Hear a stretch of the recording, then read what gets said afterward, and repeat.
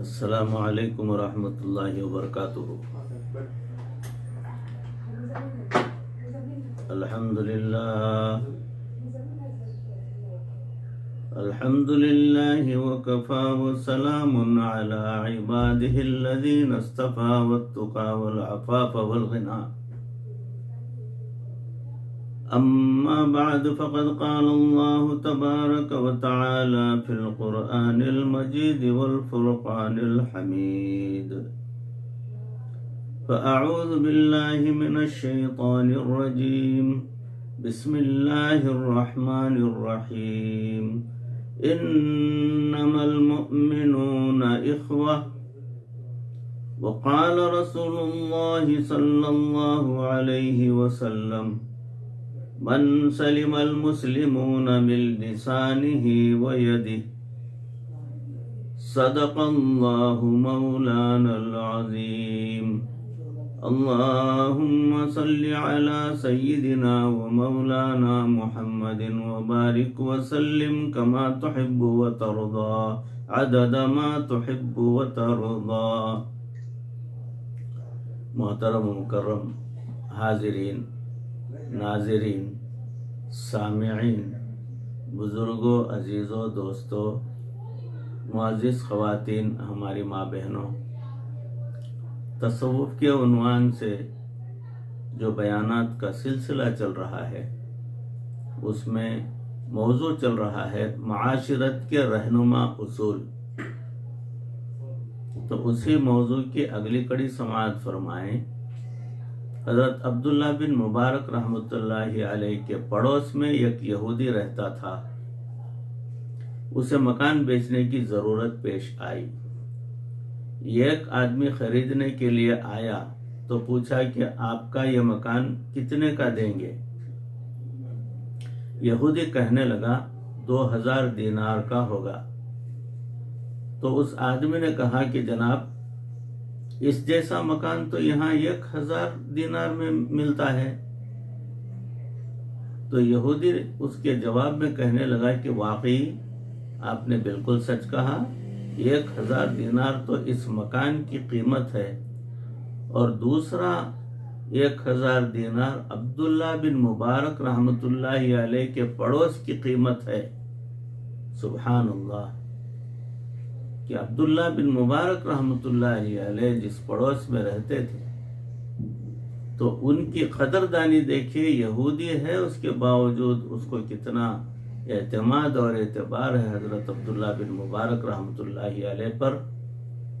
ہمارے اکابر اپنے والدین کا کتنا احترام کرتے تھے، سنیں اور دل کے کانوں سے سنیں۔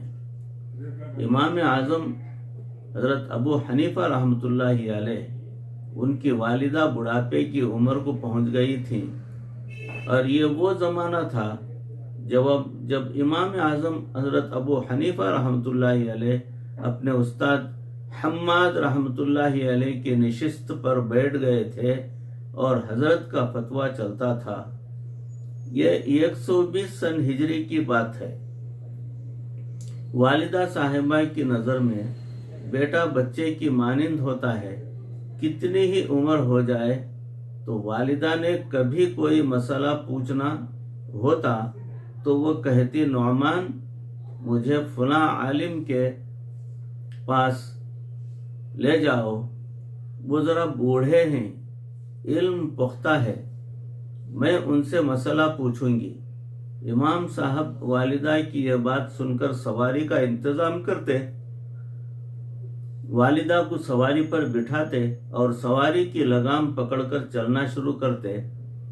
جب گلی میں گزر رہے ہوتے تو امام صاحب کے شاگرد چاروں طرف تھے، وہ حیران ہوتے کہ امام صاحب کسی کی سواری کی لگام پکڑ کر خاموشی کے ساتھ چلتے جا رہے ہیں۔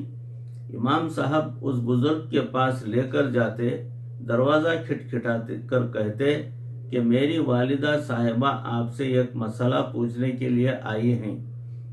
اب جب مسئلہ پوچھا جاتا تو ان کو پتہ نہ ہوتا تو وہ امام اعظم رحمۃ اللہ علیہ سے پوچھتے کہ جناب اس کا جواب کیا ہے؟ امام اعظم रहमतुल्लाह अलैह उनको आहिस्ता आवाज से मसले का जवाब बताते और कहते कि आप ऊंचा कह दें ताकि मेरी वालिदा सुन ले। जितना भी अरसा गुजरा उनकी वफात तक वो ये अमल करते रहे।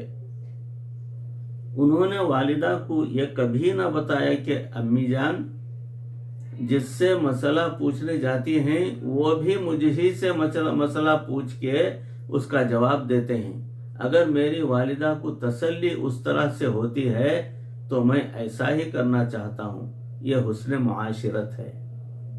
असल हुस्न मुआशिरत को समझने की कोशिश कीजिए, यही है हुस्न मुआशिरत।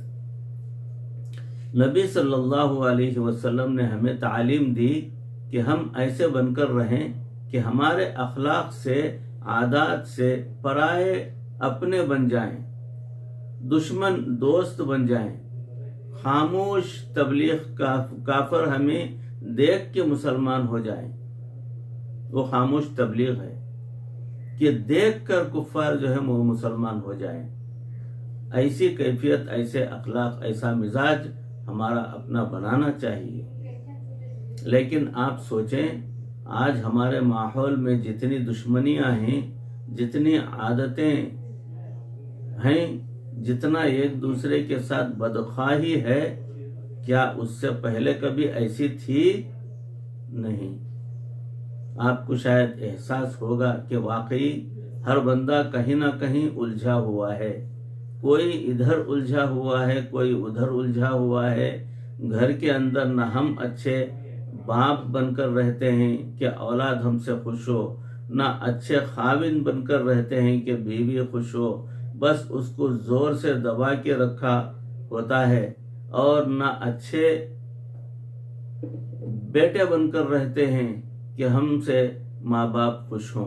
तो फिर हम हैं क्या? नबी सल्लल्लाहु अलैहि वसल्लम ने फरमाया, अल मुस्लिमु मन सलिम अल मुस्लिमून मिन लिसानिही व यदिही। हमने देखा जब जनाजा पढ़ने का वक्त आता है तो ऐलान होता है, भाई अगर मैयत ने किसी का दिल दुखाया हो या कोई ज्यादती की हो तो माफ कर दिया जाए। मुझे इस बात का जवाब दें कि उसने किसी का भी दिल दुखाए होंगे, वो उसका जनाजा पढ़ने आया होगा, उस ऐलान का कितना फायदा हुआ होगा। मजा तो ये था कि जिंदगी में हम माफी मांगते।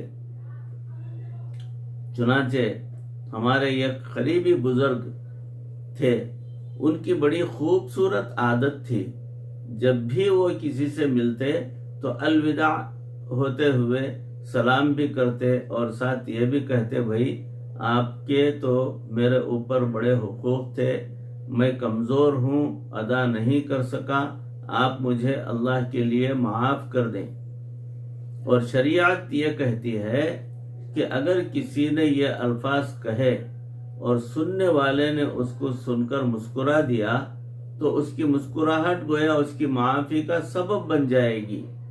ये कितना आसान है। बड़ा छोटे से माफ़ी मांग सकता है, छोटा बड़े से माफ़ी मांग सकता है, अपने भाई से माफ़ी मांग सकता है, अपनी वालिदा से माफ़ी मांग सकता है। ज्यादा तफसील करने की क्या ज़रूरत है। बस इतने अल्फाज जब भी मिले किसी से, जी आपके मेरे ऊपर बहुत ज़्यादा हुकूक हैं, मैं कमज़ोर हूँ, हुकूक अदा नहीं कर सका, कोताही हो गई, आप मुझे माफ़ कर दें। आप देखेंगे कि जब आप आजिज़ी से किसी से ये अल्फाज कहेंगे, यकीनन अगले के चेहरे पर मुस्कुराहट आ जाएगी। उसके चेहरे की मुस्कुराहट हमारे गुनाहों की बख्शिश का सबब बन जाएगी। ये कितना आसान काम है माफ़ी का मांगना।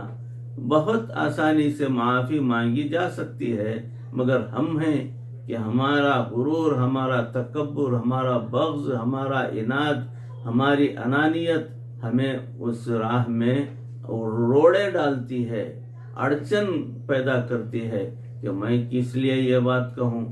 وہ مجھے کیا سمجھے گا، مجھے اس سے چھوٹا سمجھ جائے گا کہ میں اس سے معافی مانگنے کے لیے گیا وغیرہ وغیرہ. یہ غلط ہے. آج معافی مانگ لیجئے، کل قیامت کے دن جب انبیاء تھراتے ہوں گے، وہ قیامت کا دن جب کہ اللہ رب العزت عیسیٰ علیہ السلام سے پوچھیں گے اَأَنْتَ قُلْتَ، کیا آپ نے یہ کہا تھا؟ علماء نے لکھا ہے کہ عیسیٰ علیہ السلام خوف کے مارے کانپنے لگ جائیں گے. وہ جو سچے ہیں، جن کو اللہ قرآن میں سچا فرماتا ہے لِيَسْأَلَ الصَّادِقِينَ عَنْ صِدْقِهِمْ، میں قیامت کے دن سچوں سے ان کی سچائی کے بارے میں پوچھوں گا.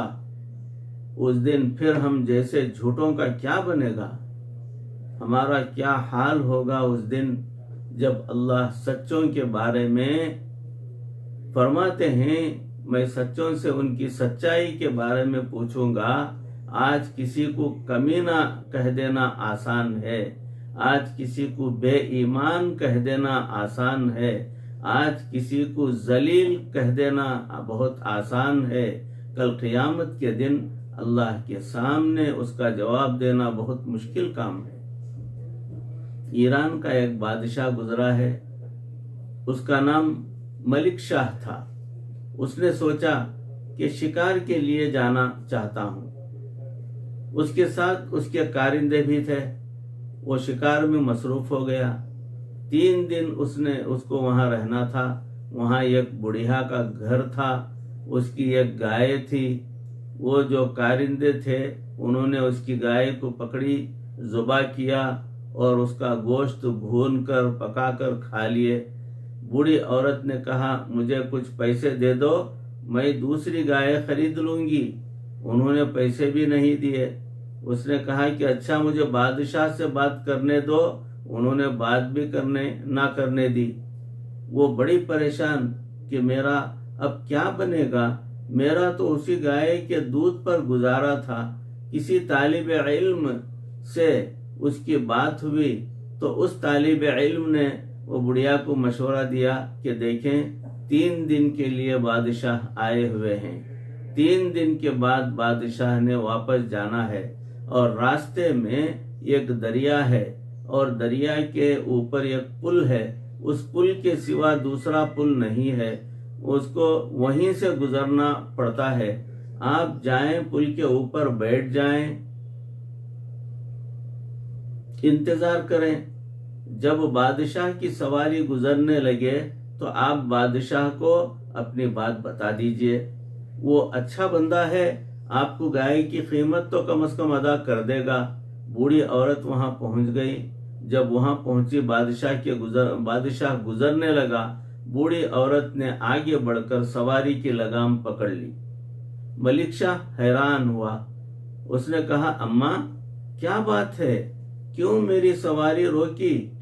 بوڑھی عورت نے کہا کہ ملک شاہ میرا اور تیرا ایک معاملہ ہے.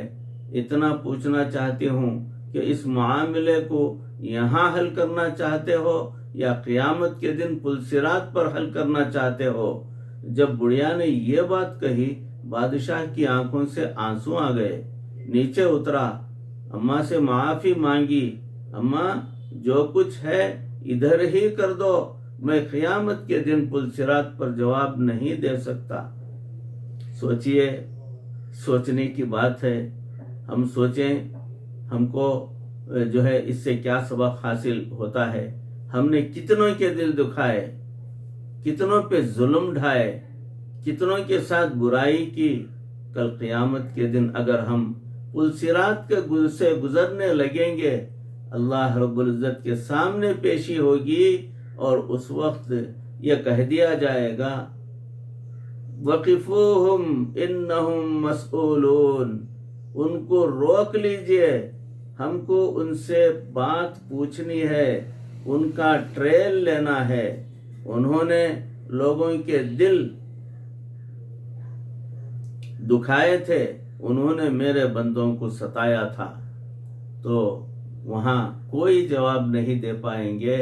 وہاں ہم جو ہے بالکل گنگ ہو کر رہ جائیں گے، ہمارے زبانوں سے آواز تک نہیں نکلے گی.